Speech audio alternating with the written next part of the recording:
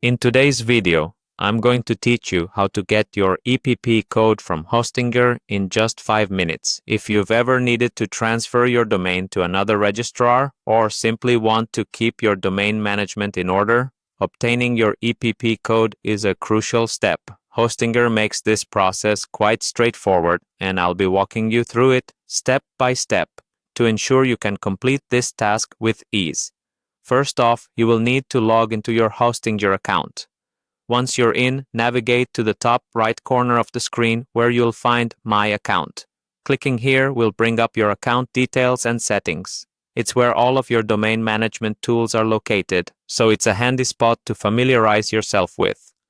Now, once you have clicked on My Account, you will see an option to log in using Google. Choose your Google account associated with your Hostinger account to proceed. This makes logging in super easy and keeps all your domains and services tied to one email for seamless management. With that out of the way, let's dive into the next step. Direct your attention to the menu and click on Domain. This section provides an overview of all the domains you currently manage through Hostinger. It's like your central hub for all things domain related. Moving along within the Domain section, locate and click on Domain Portfolio.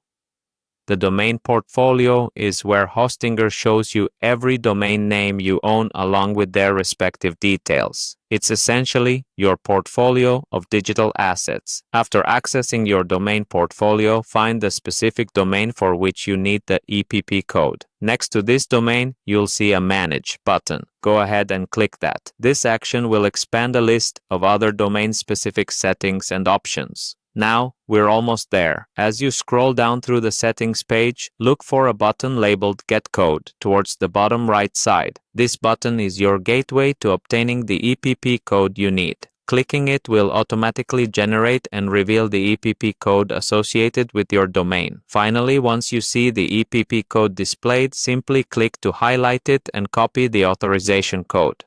Make sure you store it somewhere safe, as you'll need this code to transfer your domain to another registrar successfully. And there you have it. That's how you can quickly and easily retrieve your EPP code from Hostinger. Knowing how to manage these codes is an essential skill for any domain owner. If you found this walkthrough helpful or have any questions, feel free to leave them below. Thanks for watching, and I hope this guide made your domain management journey a little bit smoother.